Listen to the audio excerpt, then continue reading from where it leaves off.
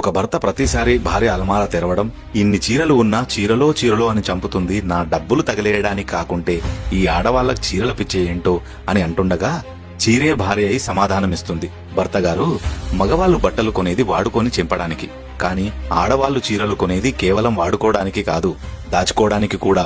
అందుకే చీర కట్టిన స్త్రీని అమ్మవారిలా ఉంది అంటారు.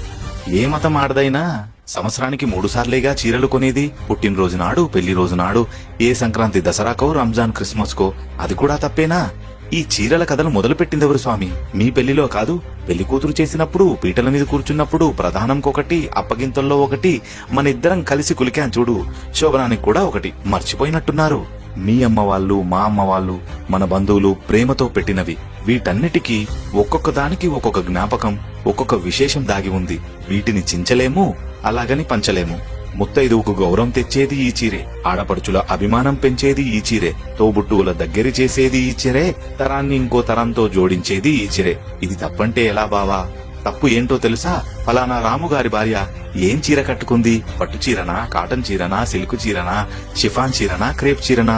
పట్టయితే ఏ పట్టు? జరీ పట్టువా, కంచి పట్టునా, ఉప్పాడనా, పోచంపల్లా, గద్వాలా, ధర్మవరమా లేదా మంగళగిరినా?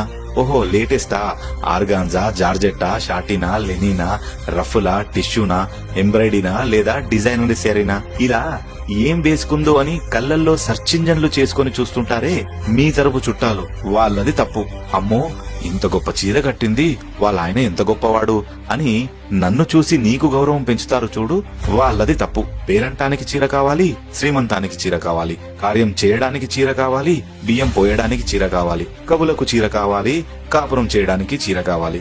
నీ పిల్లలు ఏడిస్తే ముక్కు తుడవడానికి కూడా ఈ చీరే కావాలి. చివరికి మీ అమ్మగారు అంటుంటారే, కొంగును కట్టేసుకుంది మా వాడిని అని, ఆ వెక్కిరింతకు కూడా ఈ చీరే కావాలి. చీరంటే ఒక వస్త్రం కాదు, ఒక ఎమోషన్. ఒక్క విషయం చెబుతాను వినుమావా, తండ్రి వదిలిన ఆస్తులు ఎంత విలువైనవో తల్లి వదిలిన చీరలు కూడా అంతే విలువైనవి. ఏమంటారు మహిళామణులారా? తెలుసుగా ఈ రీల్ ని ఎవరికి షేర్ చేయాలో? షేర్ చేసే ముందు కాస్త కమెంట్ లో ఒక ముక్క రాయండి. ఫాలో చేయడం మర్చిపోకండి.